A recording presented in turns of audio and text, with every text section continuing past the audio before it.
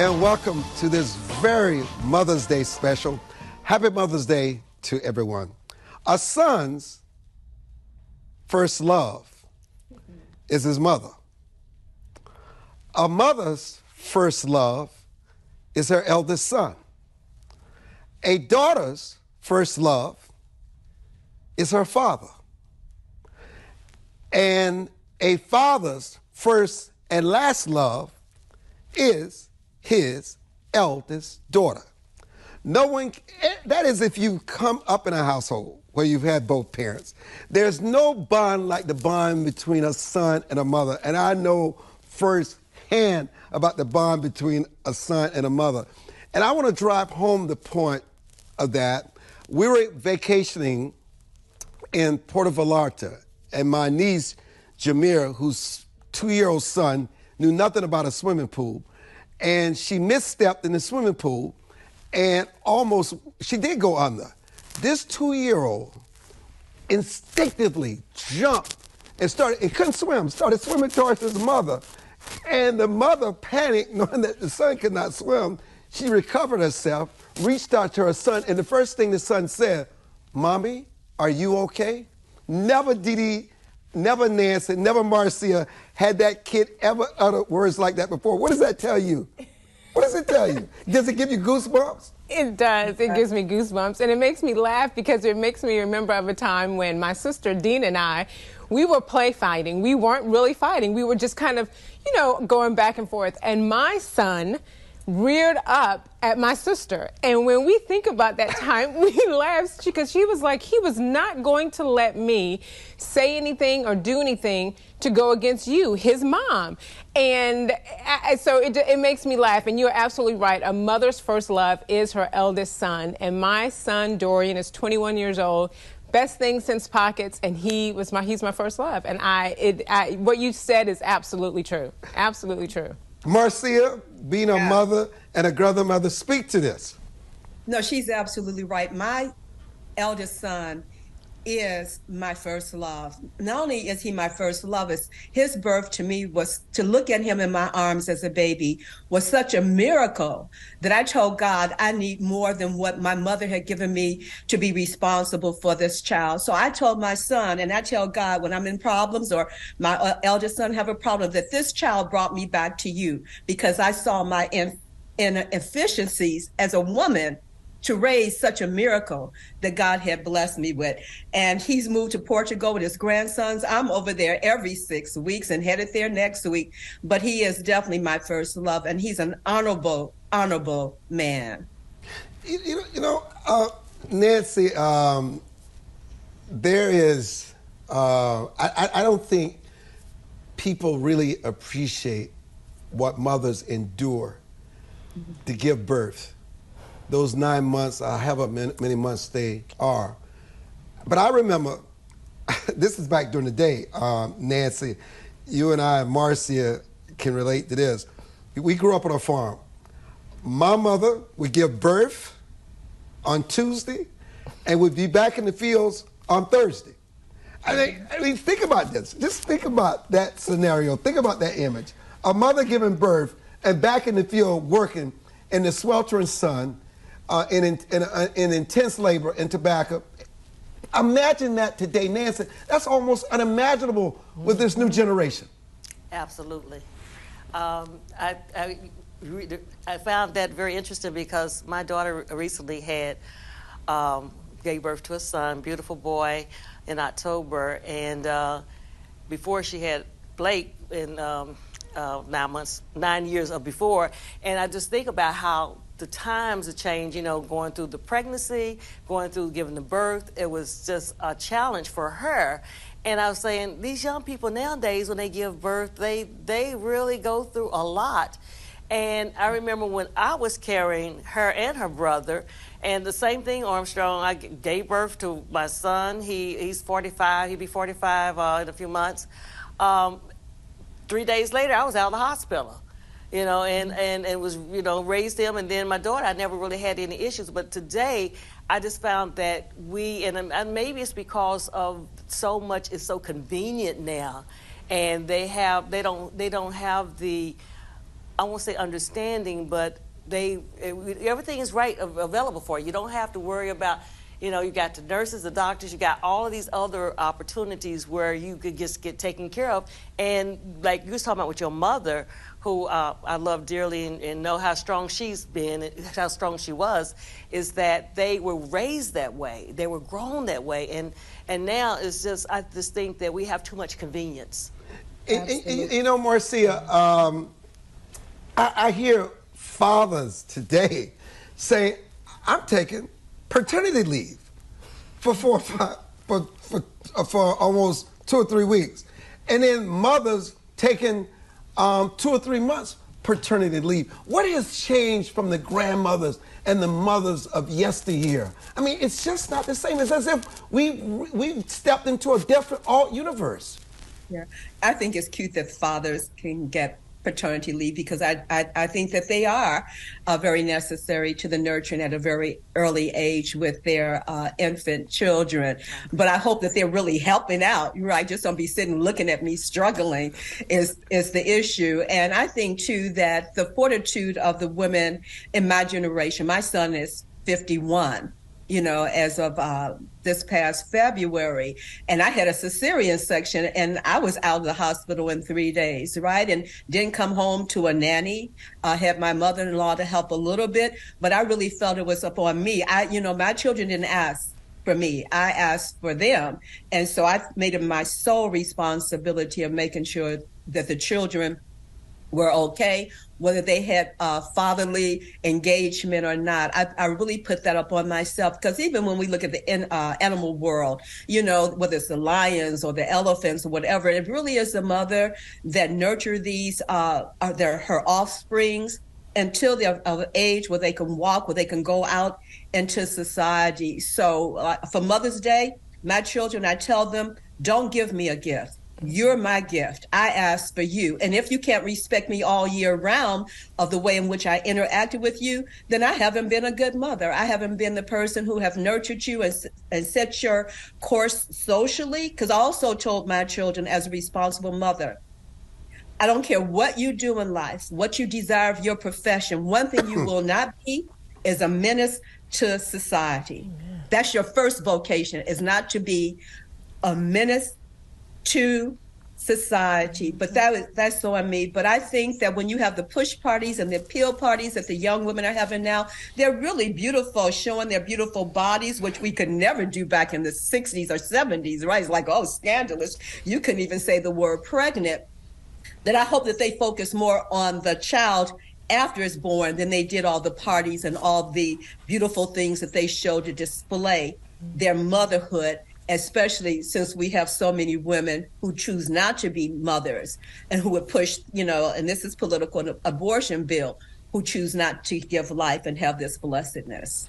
Dee Dee, I observed my niece Jameer and her son Ashton.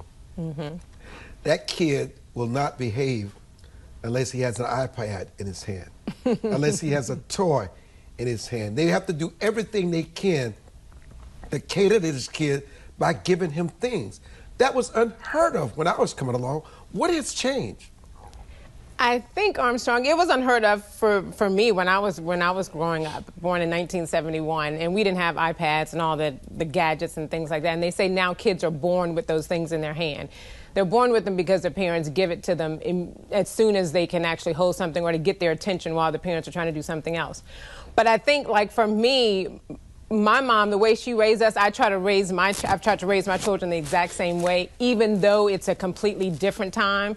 My mother read to us when we were driving down the street. She was reading signs to us. She was talking to us in the car. You didn't just sit in the car and not have a conversation. When I get my 15-year-old in the car, she has her phone and her earphones, and I'm like, and she knows, don't put them in. We're going to have a conversation. I want to talk about school. I want to talk about your friends. I want to talk about what you're thinking about, what you're watching, what you're listening to.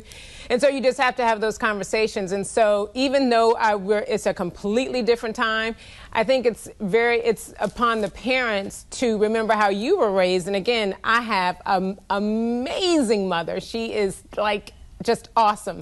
And she's my friend, but first and foremost, she's my mom. And so just remembering the things that she instilled in us, reading and talking and having conversations. And that's what we do. And that's what I've done with my children since before they were born, when they were in my belly. How important is that reading and making sure that kids read and pick up books at an early age? It's extremely important. It's extremely important, because even if you're reading to your children and they can't read, just for them to hear the words, the pronunciation of words, the different words, the sounds and things like that, it is very, very important. And I think it continues to help them grow and to mature in their language and how they're speaking and how they carry themselves. So it is extremely important. When my children were in my belly, I was reading to them. They were listening to music. I would put the music up to them. My sister, Dina, she loves to read. She was reading to Dorian and Dalen when they were in my belly. We were talking to them. We were saying their names before they were out of my womb. So I think that is huge. It's vastly important that you read to your children and you read with your children daily, all the time. And it still continues today. Actually, I was just reading, Dalen had honors English that we were reading last night, and I was like, okay, so you have to do it. It's very important, and it's for their growth and for them as they're maturing, and going out into the world and having conversations with people and how they carry themselves. So you have to do it. It's just a must. It is Mother's Day. I'm Armstrong Williams. We will continue this conversation. Don't go away.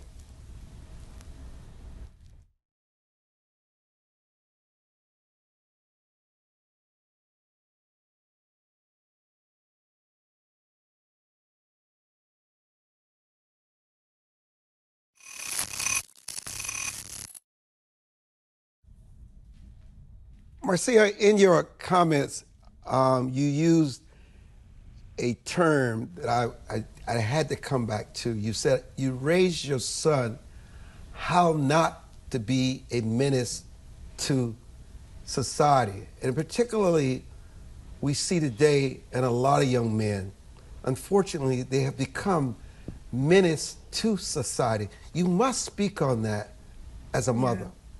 It's very painful. I'm from the city of Chicago, so I was tormented to watch the children last month who were running amok, creating havoc, doing so much things that were not righteous or right in the city of Chicago, where major stores have closed, which meant that the community would not have employment. And I do, I hate to put the burden on women.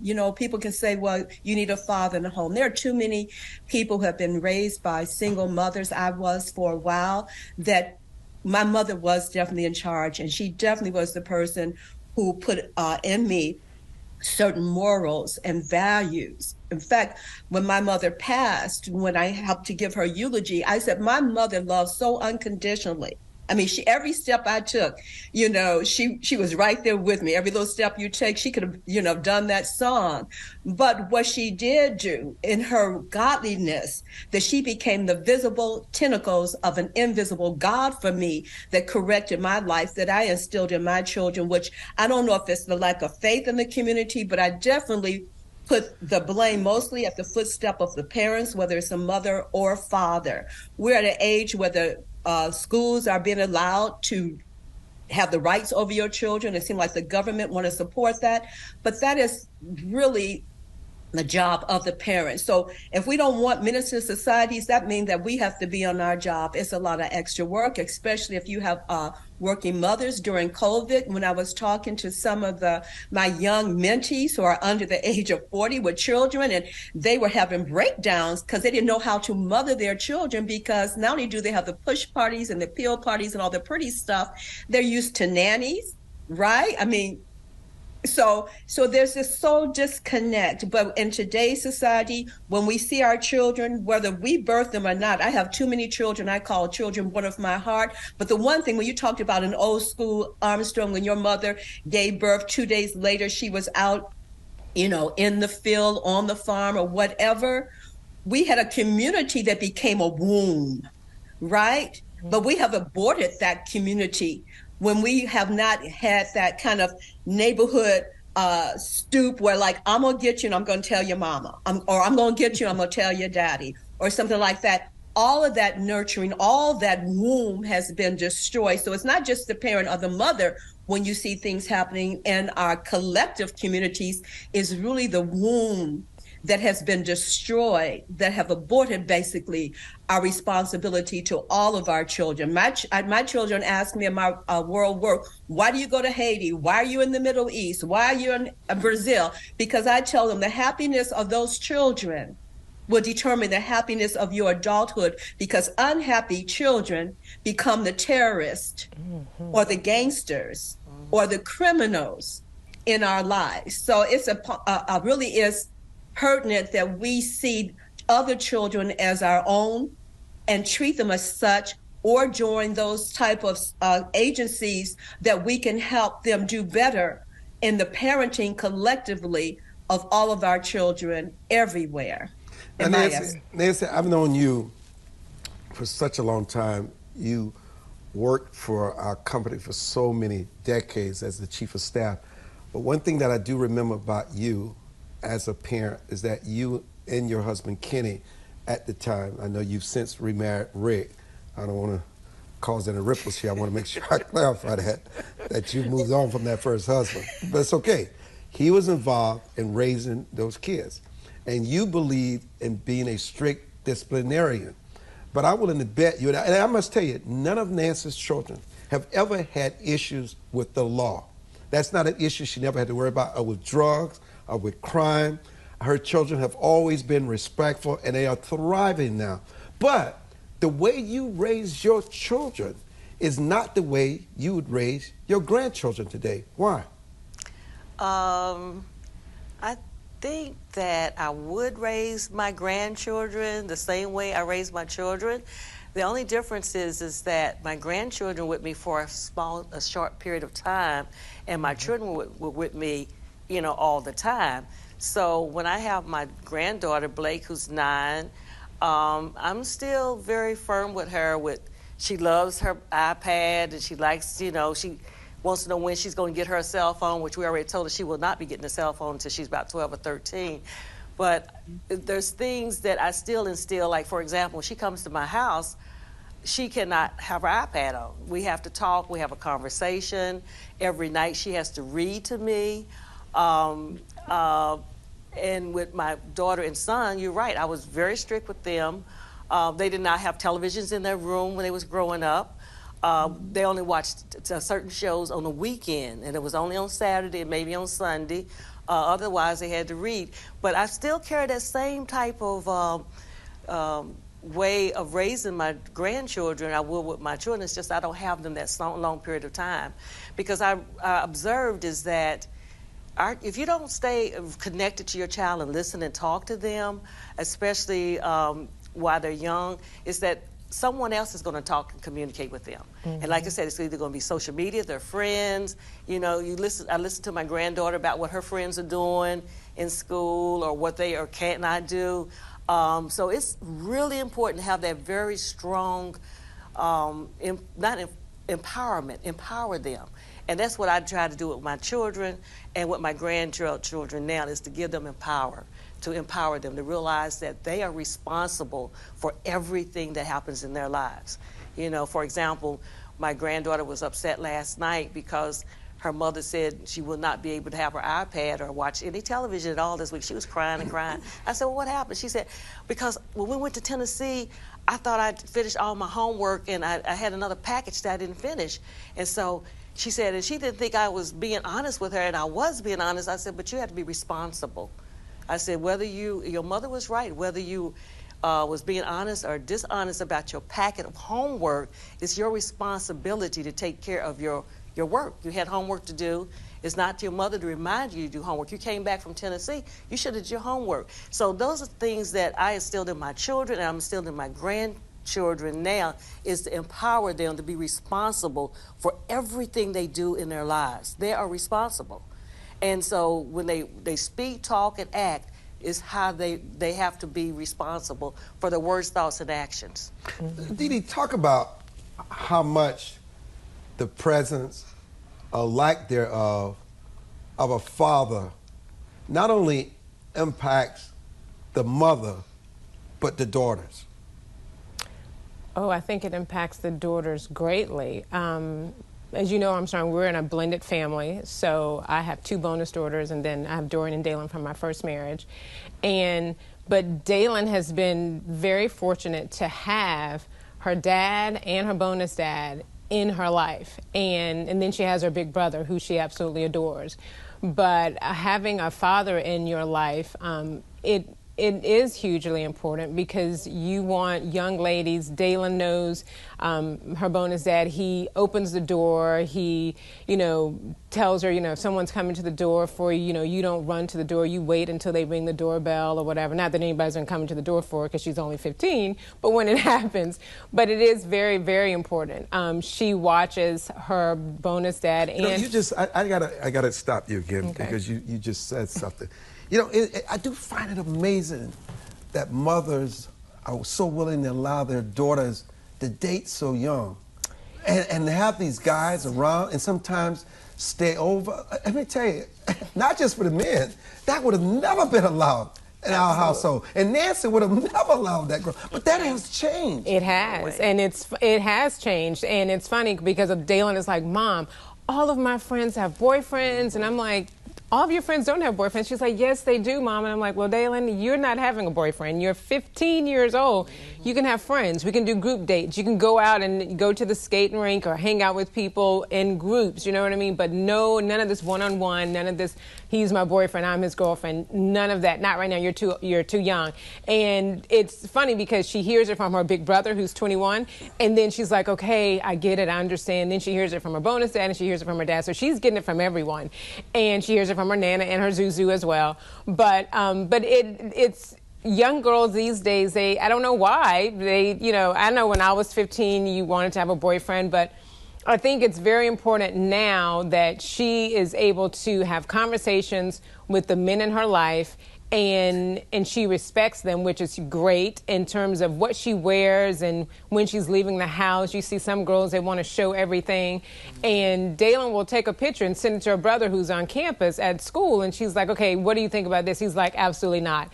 And her bonus dad, he'll say no. So she's very blessed and very fortunate to have the men that she does have in her life, that she respects, and they respect her, and they talk and have communications. And it's hugely important. And I think that also, Armstrong, in our family, our faith is everything for us. And making sure that our children are going to church, even during COVID, we weren't physically in church, but we were watching church on TV, on our iPads or computers on the TV or whatever, because they were live streaming it. But making sure that your children are in church and they have their own relationship with the Lord is so important for us and for me as a mom, to see my children's faith grow and their walk with the Lord of their own, completely separate from mine, it just makes me feel so good to see my 21-year-old son on a college campus in 2023 on a Thursday night or a Friday night texting me and saying, Mom, if I don't answer, don't worry. I'm going to a ministry retreat with some group of friends from the Navigators, which is a ministry group on his campus at Bowie State University. That puts the biggest smile on my face. It makes me feel so good because he's making those choices because of the things that we did when he was home before he left to go off to school.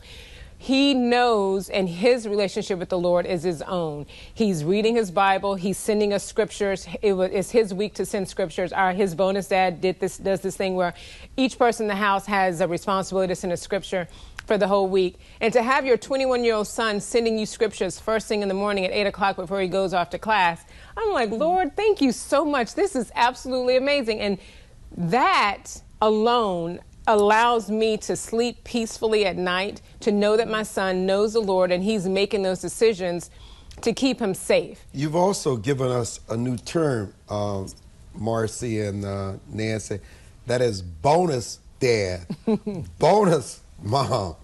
So I gotta think about that. Happy Mother's Day. I'm Armstrong Williams. We'll be back.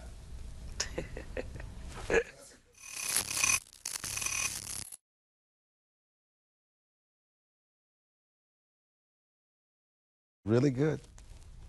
wisdom, a lot of. And welcome back to our Mother's Day special as we salute all mothers around the world. You know, Marcia, drugs, alcohol, gangs, crime has just decimated families. Every time I read a story about a teenager driving intoxicated and someone lose their lives, or kids involved in marijuana and other drugs, and then some parents are saying, well, if my kid is gonna drink, if they're gonna do drugs, I'd rather them do it at home than do it out somewhere else. So they, in order to accommodate their kids' habit, instead of being parents, they give them permission to do it at home, which doesn't solve anything. It only exacerbates it.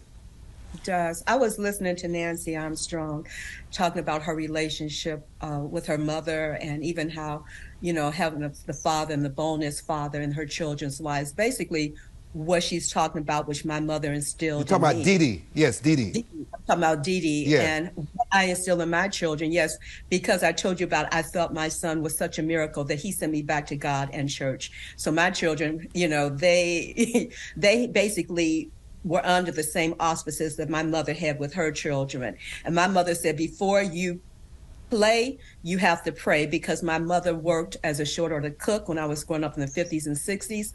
Often she wasn't home on a Sunday, but she made sure wherever neighborhood that we were in, that we had to go to church, or we couldn't even think about the fact that we would go outside. But also what we're talking about, whether it's spirituality or religiosity, or going to church or a synagogue or to a mosque, is that what Dee Dee is saying too, is what my mother instilled in me and I instilled in my children, are morals and values. I never had a problem with my children, never had a kind of problem with my grandchildren as well, because they would run home, of course, and try to test you and say, well, everybody's doing it. I said, I'm not responsible for the world. I'm only responsible for you.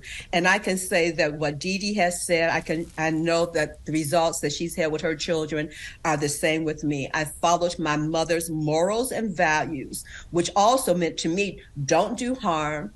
Know that you're part of a collective community, because I was fortunate to grow up. I mean, through segregation, you have that community that I told you, whose womb is now broken open. They cannot nurture, not only within a family, but definitely not within a community. But also talking to the necessity of a father in your home.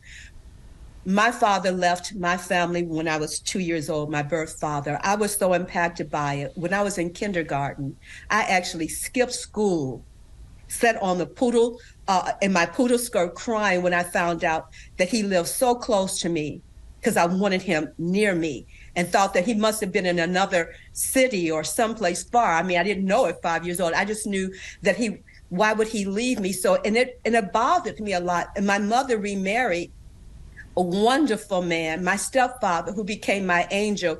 My mother used to say I had him around my finger, but I believe that Doc, we called him, that he was the buffer between who I could have been and who I am today, and an extension again of that godly love that was unconditional. So fathers are definitely necessary in lives, especially you have daughters. We think we need the fathers for the sons. We need them for the daughters, especially when you see how girls are acting. When you think about the gang formations that you're talking about, Armstrong, that we see in the cities, it's men, boys, girls, and you know, so it's not just the guys. We have to check it for the girls ourselves. But I think it's the morals and the values that we have learned, that we give that legacy to our children, which will really help them then to extend that hopefully to their family in the future, but also has a kind of way of flowing over to our general community. Because when I embrace children, whether they're in their 40s, 30s, 20s, and I even adopted a whole family, I make sure that they have morals and values. And I tell them what an elder told me when I was 13 years old, and he pulled me aside and he said, Marcia, I don't know what you're going to do in life, but I feel God's hand upon you. But whatever it is, keep your integrity. So when I think I'm angry and I want to mess up, I hear Elder Ware's message in my ear. I see my mother's path of morality and virtues and values before me. And I also see the love that my stepfather put into me in the building of who I am today. That is the parenting that we need back into our societies, which basically are not allowed because you can't even talk to the children without being shot or harmed yourself, which is very painful as well. How do we even approach our children? What do parents need to do, particularly across this country, to make sure that the kids are so well educated? It's not a guarantee, but it's the best indicator for success and that you can provide for yourself. Because, you know, Dee Dee, the problem is a lot of these young kids, men and women, lack self-esteem, they lack self-worth, they don't have real skills. You know, that's the thing about an education, being in a classroom, learning how to interact with people, learning how to work out conflict. You know, when we dealt with bullies differently when I was growing up. My parents didn't have us shy away from the bullies, and we didn't say we were being bullies. My brothers and I had to go back on the campus and beat them down. You had to earn that respect. I mean, it was fisticuffs. Right. No sticks, no guns, no knives. We just duked it out. And that made you into a man. And it helped build your confidence on how to deal with conflict. But they want to call it psychology, get a therapist today. That's not how it worked when we were coming along. I think for us, you know, my mom always taught us, treat others how you want to be treated. And, you know, and you do, kids and teenagers, they go through things because it's life. You're going to have kids at school who might bully you, or you're going to have kids at school that say things that you don't want them to say to you. But I think for us, communication is really, really very important, talking to your kids. So that's why it's very important that when my daughter comes home from school, we talk about her day, what her day was like from the beginning, from the moment she gets out of the car to the moment she gets back in the car. Who did you talk to? How did you make them feel? How did they make you feel? And we talk about everything, the teachers, what happened in the school, who said what, why do you think they said that? And we work through different situations. And even though my son is on a college campus, I wish that he called me more, but when he does call me, we do the same. How was your day? How was your week? How have things been going? You're asking questions constantly and keeping the lines of communication, but also it does take a village. And my kids have an amazing village in their Aunt Zuzu, in their Nana, and there's communication all the time. They have cell phones, and I tell them, if I text you, if your Nana texts you, if your Zuzu texts you, if we're texting you, you need to respond and be quick about the response, because we want to know exactly what's going on and how you are. So I think that, Armstrong, communication is huge. And today, a lot of parents, like as we said earlier in the show, parents give their kids an iPhone or an iPad to keep them busy, or to get them to watch TV, whatever. We have to communicate with our kids, and that is so important, and you have to continue to do it. And I'm 52, 51, and I still communicate with my mom on a daily basis, multiple times a day, because it is so very important. You have to keep the lines of communication open. You know, for me, Nancie, and you know this, during my parents' entire lifetime, I never missed a day from talking to my mother or my father on the telephone. It's just, I never did. But Nancie, something else that's important is what you expose as a mother, you expose these kids to. I mean, one of the things that you expose your kids, and you do it with your grandkids, how important travel is, to get out of your environment, to get out of your community, to see the world and put them on a world stage. Because literally, while you compete with yourself, sometimes you need to get kids out of their environment. Exposure is so important to help them discover themselves. Yes, absolutely. I believe in travel. I believe in giving our children exposure. Well, I grew up in an environment, I must say that I was very fortunate. I grew up in Tennessee and had both parents in the home. Both of my parents were educators. And then across the street was my grandparents, and then across the street from my grandparents was my grandmother's sister, my aunt. So we had a village as well. And so because of that, we always had so much love, and there was so much opportunity because of what my parents did and my grandparents did. We had that exposure growing up. And so when I had my son and daughter, I was able to, as you know, I worked on Capitol Hill, and I was able to travel a lot with them and take them different places. And not only that, but more importantly is that when you talk to young people and you empower them, let them understand, again, that their words, thoughts, and actions are so important, that there are people, and see the world, see what people are doing, other cultures are doing, and see what your environment is doing. When I was raising my son and daughter, Taj and Aaliyah, in our community, there was a lot of things going on at that time. They were growing up in the 70s and 80s and 90s. And so they saw a lot, but I had to really make sure that they understood that their actions, their words and thoughts and actions were really create things that happen in the environment. So one, I teach them that everything they do, that anything that happens in their life, they're responsible for it. It's not your friend, it's not your teacher, it's not me, it's not your dad, it's you're responsible for anything that happens. So you have to be very cognizant of your actions. So giving them exposure and letting them understand not only with their immediate environment, but cultures and how people communicate, because even with the different races, I found out, which was very interesting, when I would talk to my granddaughter, that at a very early age, and I'm sure that many of the parents already know this, is that our children don't see color. Mm-hmm. They don't see color. It's that when you start asking them, well, what color, what are they? And she's like, looks like me. I said, oh, okay. Well, what color is that? She got blonde hair, but she looks just like me. So there was never, she didn't see color. And I thought that was very interesting and very fascinating, that the only time we see color is when we interject our opinions and our views on our children, because they grow up and they see them just like them. So again, culture, travel, exposure is so important for our young people. But you know, we're talking about our children are doing great, but again, the kids that are suffering are the ones that don't have that opportunity. And so we need to say, you know, how can we give them opportunities? How can we make sure that a child will feel empowered, a child will be happy, you know, that's not going to have that same type of nucleus in their home. And so that is the thing that I am really, really concerned about, and I feel very passionate about. When I see other people's children or people, even the kids in the neighborhood, I will always try to talk to them, find out what's going on, you know, just to connect. And there's some children that will not want to connect, will not look me in the eye, will not want to really have any conversation except for hi, respectful, and they keep going. But I do know that they're suffering on the inside and they disconnected. And that was same child that I'm talking about is the one that was probably out here carjacking or doing different things, because that's that disconnect. When we come back, family therapist Maya Harris will join us, and she's also the son of our social media director, Kevin Harris. So happy Mother's Day, and we'll be back.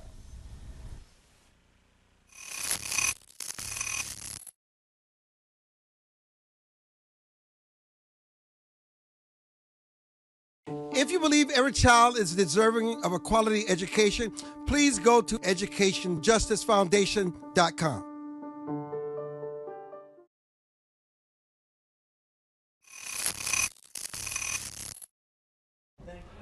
So Marcia, how do moms balance being a mother and pursuing their own goals and interests? Well, I was blessed to be in public relations and marketing, which meant that since I created special events, a lot of them included children, right? So I was able to take my children often to work or to the events that I worked on. And it is a balancing act. Like I said, I work with a lot of young mothers now, and I help them with their time management.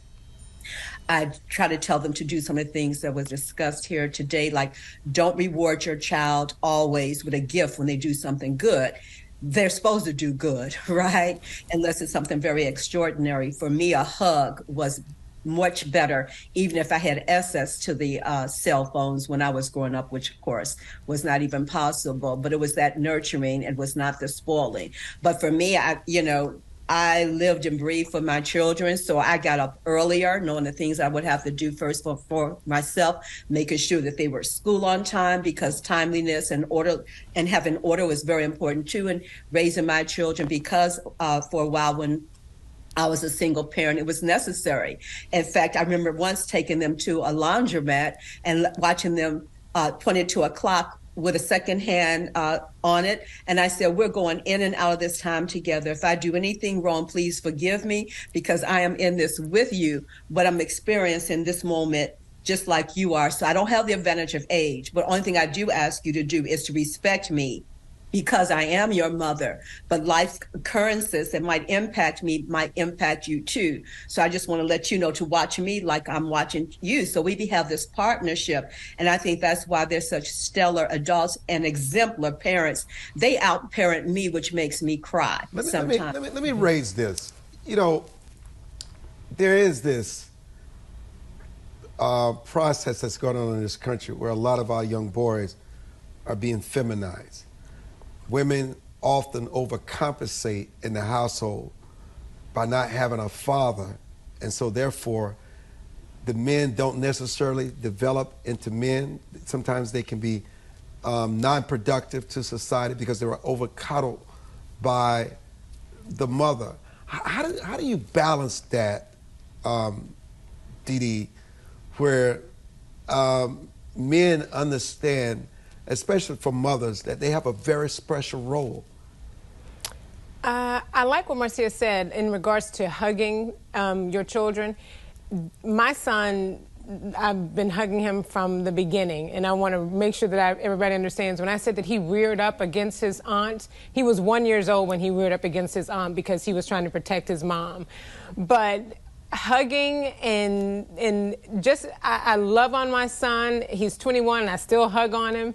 But it is very important that to being a man, he has his dad around, he has his bonus dad around, but I tell my son all the time, every day in text messages, if it's not verbal, that I love him, that I'm praying for him, that I want the best for him. Today's society is saying that it's okay for boys to play with girl toys and so forth and put on his mom's shoes or whatever. You know, our children are going to do and act the way we teach them. And as little boys, and as my son was a little boy, we played with trucks and he liked to color and we liked to do a lot of things and do his ABCs, but he never he never attempted or tried to put on my shoes, and if he did it, he was trying to get away from me, or wrapping himself up in toilet tissue, being a terrible, what do they call them, terrible twos. But I think it's very important that we love our sons and we tell our sons that we love them, but we also teach them that, you know, being a guy or being a man, is that's who he is. That's who God made him. God made him a boy, and that's exactly who he is, and he knows that. And I think for me, Armstrong, it's always been very important to, you know, teach my children the way the Lord and what the Lord has in store for them from Genesis to Revelation in the Bible. That book is for us. It's an instructional manual. It's not a suggestion book. And so we sin and we make mistakes every day, and we ask the Lord to forgive us. But my son is an amazing young man. I love him to pieces, and he's growing up to be an amazing, grown 22-year-old man or whatever as he continues to get older. But it's very important that we talk to our men and let them know it's okay to, you know, to cry. And it's when you're scolding them and telling them you can't cry. It's okay for men to cry. It is absolutely okay for men to. It's okay for my son to go get a manicure, to make sure his nails are clean before he goes on a job interview. It's okay for him to go get a pedicure because he's about to put on sandals to go to the beach and he's going to be seen with people, whatever. Those things are okay. It's when we're telling them that they can't do this because girls do it or whatever.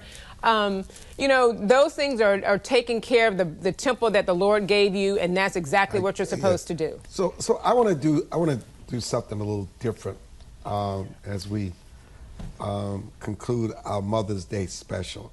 You know, Nancie, what do you remember most and value most about the lessons from your father? Because you could not be the mother you are today without the father that you just adored growing up as a little girl. I laugh, I smile when I say that because I love my daddy. I was his first daughter, oldest daughter, and and we did everything together. My father was a football and basketball coach, high school football and basketball coach, and of course, he was a science teacher, taught chemistry and biology and so forth. But the thing is that what I really admired about him is that, and that he taught me, he was always involved in the community. He was always helping people. He loved young people. I guess that's why I love young people today, because that's what our whole family is about, is empowering young people to be the best that they can be. And more I think about that is that was my father. He allowed us to be who we are. He didn't put a lot of restrictions on us. He didn't put a lot of, guidelines and stuff. He let us be who we were. In the summertime, he was a park ranger. We spent our time in the mountains, the Smoky Mountains. But the thing is that he showed us what it was to be responsible, to help other people. Our family was always helping people, doing things to help people, and help them to really be a better person that they can be. So I think more importantly is just that his work ethics, his love for family, his opportunity to really empower the young people. And that's what I think I got from him. I know it's what I got from him. Marcia, how important has it been for you to have strong men in your life, whether it was your father, your bonus father, even just your son, how important it is to have that as a bedrock? Right. When I called Doc my stepfather, Dr. Matthew Perkins Smith, he was a podiatrist. So every time I look at my feet for my age and wearing the high heels that I shouldn't be wearing, and my feet still look pretty, he gave me my first, pedicure, basically, in the hydro tanks. He's the one who took my hand and got us out of poverty, that would walk us to the Woolworth store to sit at the counter and have, strawberry shakes. He was really a Dr. Huxtable to us, Before Bill Cosby, it was Doc. That's who he really was in our household. He brought so much joy and laughter, and such a great asset that I think that even my grandsons and not my grandson, but my son who got a chance to meet Doc before he passed, I think a lot of those values that Mawata demonstrate comes from Doc, the tenderness and also the fortitude of who he was as a male example himself. So, I can't imagine again what it would have been like my life. I tell my sister all the time, where we have been if this wonderful man had not walked into our lives. So I'm very beholden to him. And also it gave me enough respect too for other men too. In addition to talking to young women, I talk to young fathers. I remind them of their responsibilities. My son is raising his sons by himself. So he's mother and father.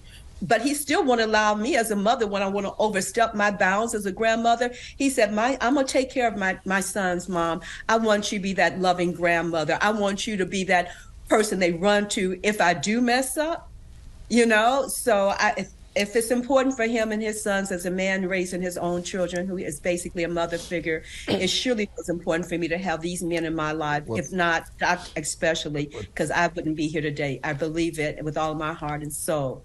Be sitting here and talking with you today. So Dita, as we wrap this up, you've got 30 seconds to talk about your dad. Oh my gosh, I don't have 30 seconds. A minute. I'll give you a minute. Oh my goodness. My dad, may he rest in peace, was what I remember. My dad he was awesome, absolutely awesome. And he was a hard worker. He believed in a really good, long, hard day's work. He loved working in the yard. He loved making sure that we had the best landscape yard in the world and in our neighborhood. But I remember my dad never, ever felt weird or by telling my sister and I that he loved us. Mm-hmm. So, it gets emotional. No, I know it gets emotional. I will tell you this. I was talking to Aaron and Kevin coming over here. I was talking about traveling the world, Marcia, Nancie, and Didi, and seeing all these great wonders of the world. And tears are iodine, they heal the soul. From the Taj Mahal to the Great Walls in China, to the pyramids in Egypt, to the Niagara, to the falls in Zimbabwe, to Zeus and Athens. And I got to tell you, you can say whatever you want to say about fathers. And I love my father dearly. But the greatest wonder of them all, of all the wonders I've ever seen in the world, is a mother's love. There is nothing like it. There is nothing, nothing about you, Dad, my main man. There is no wonder like the wonders It's true. of a mother's love. To me, that's my first love and always will be my last love, as a son's love and a mother's love. I cannot thank these fantastic mothers so much for joining us today. And why do I bring men into the equation? Because we got to lift them up. Absolutely. We got to remind us that we're needed everywhere, especially today. Happy Mother's Day to everyone. Lift them up.